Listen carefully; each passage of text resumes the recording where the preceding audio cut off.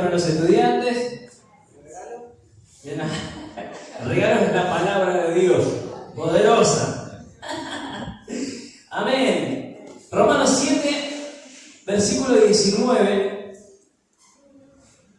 Qué bueno que es estudiar la palabra de Dios, ¿no? Nosotros ayer en el instituto hablábamos de cómo se usan los falsos profetas, tergiversar la palabra y hacer que diga lo que nosotros queremos y no lo que realmente dice Dios, ¿no? Y algo de esto voy a hablar en esta noche.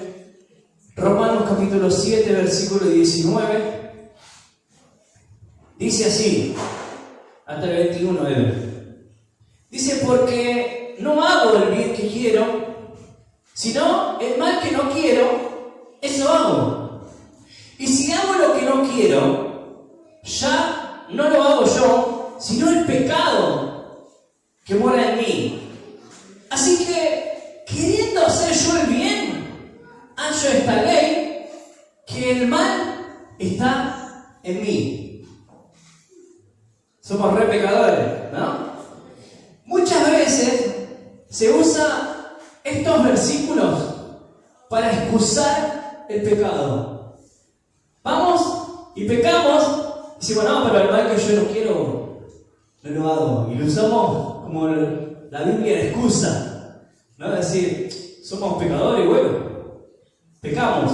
Pero muchas veces pecamos con intención y nos excusamos en la palabra para hacerle decir lo que nosotros queremos. No, pero el mal que yo no quiero hacer, eso hago. Se me escapó un pecado, ¿no? Por ahí.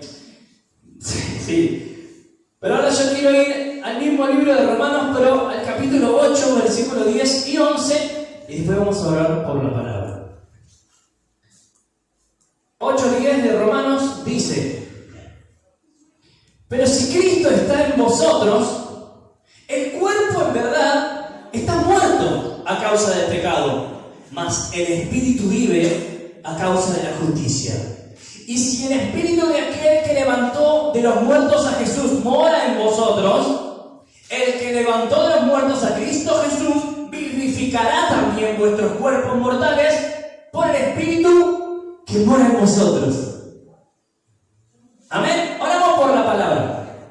Señor, te damos gracias, papá, por esta palabra, Señor Padre Santo, que tú has regalado a mi vida, Señor, amado Dios, que tú has hablado personalmente, Señor, a mi Padre. Yo quiero, amado Dios, que no sean mis sentimientos ni mis emociones, Señor, sino que sea tu palabra viva y eficaz, Señor, la que esté, amado Dios, edificando cada vida que vino a este lugar a escuchar y a recibir de tu palabra, Señor. Yo la bendigo, Padre, bendigo este tiempo, Señor amado, y quiero, amado Dios, que sea tu Espíritu Santo, Señor, quien personalmente esté ministrando cada una de nuestras vidas, Señor, para que no solamente podamos ser oidores de tu palabra, sino que podamos ponerla por obra, Señor Padre Santo, para poder, Señor, seguir edificándonos y acercándonos cada día más a ti, Señor. Te amamos, te bendecimos en el nombre de Jesús. Amén. Bien, el trabalengua que habíamos leído del anterior decía que nosotros éramos pecadores por naturaleza, ¿no?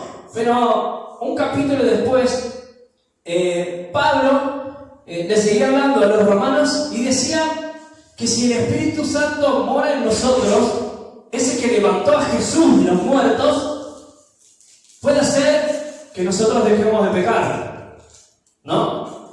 Somos pecadores y de ramo, eso está así. Pero que nuestra excusa no sea: yo peco porque soy pecador y lo dice la Biblia, sino que podamos decir: me equivoqué, pero me arrepentí, porque el Espíritu Santo es más fuerte que yo. El Espíritu Santo que está en mí, que levantó a Jesús de los muertos, me limpió de ese pecado y no voy a pecar más. ¿Se entiende? Que no sea nuestra excusa. Hay una reflexión que la estoy buscando, hice una captura en un devocional, ahí está. Dice: si querés hacer el bien, pero no podés, necesitamos saber que en Cristo sí podemos. Si querés hacer el bien, pero no podés, necesitas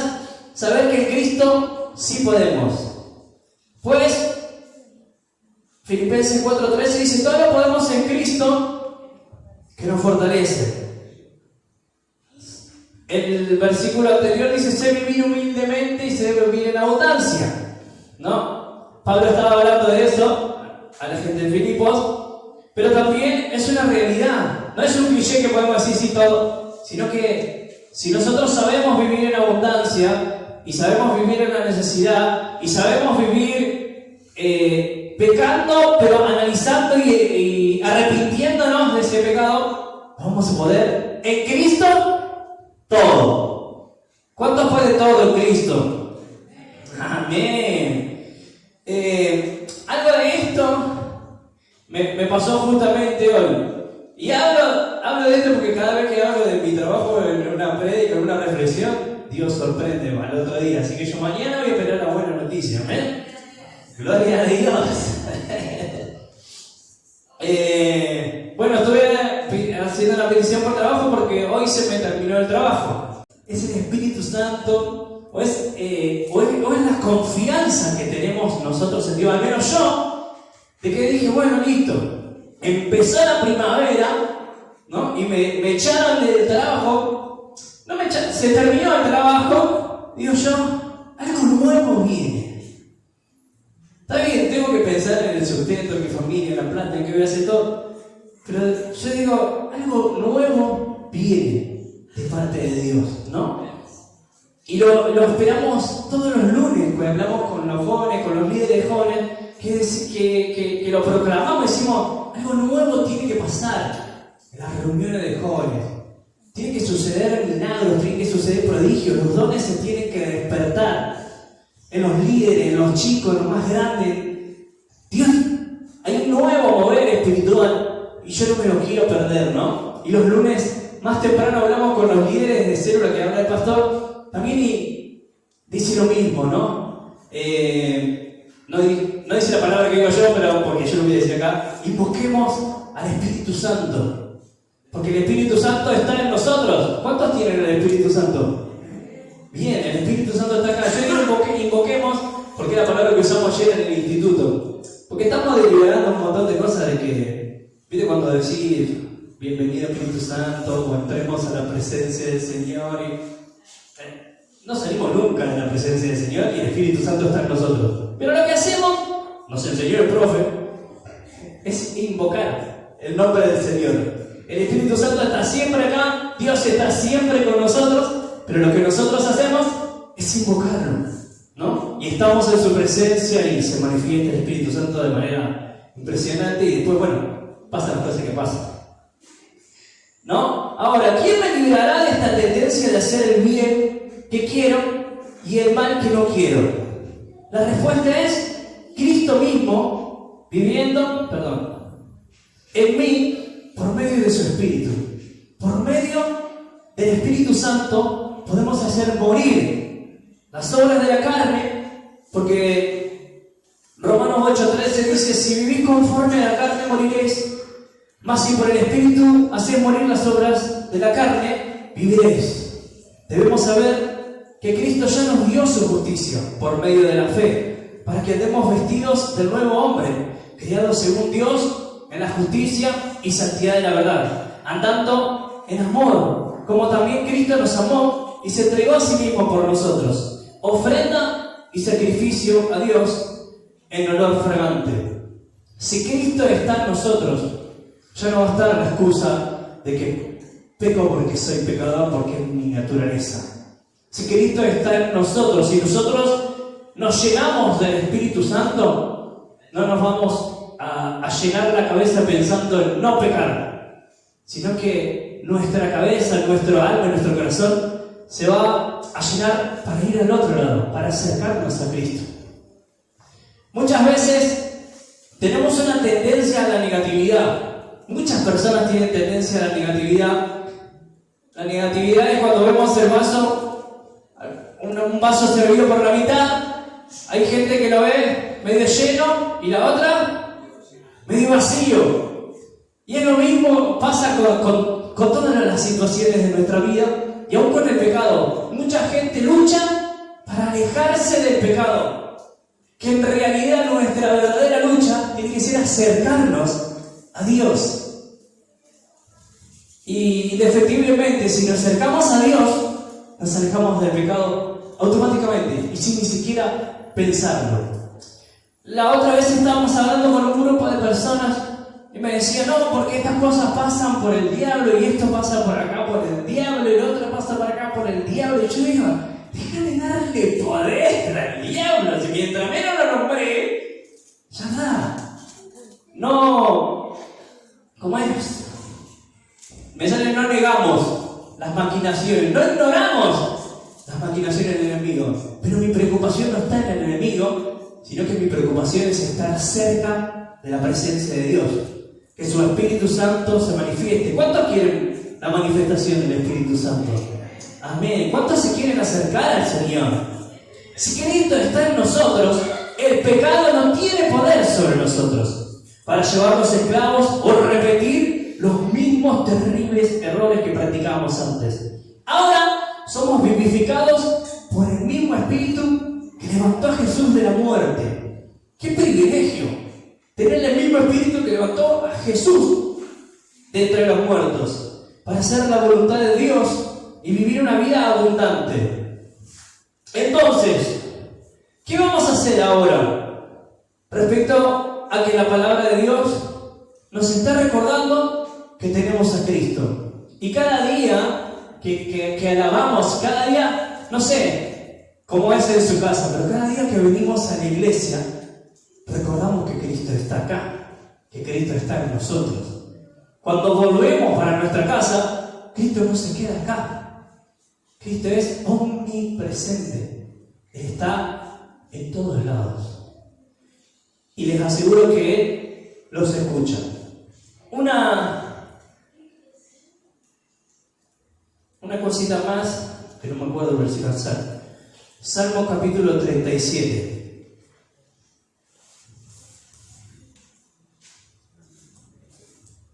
Esta reflexión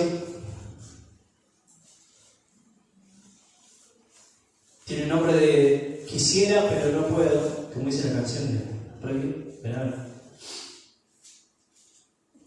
Pero sí podemos, en Cristo.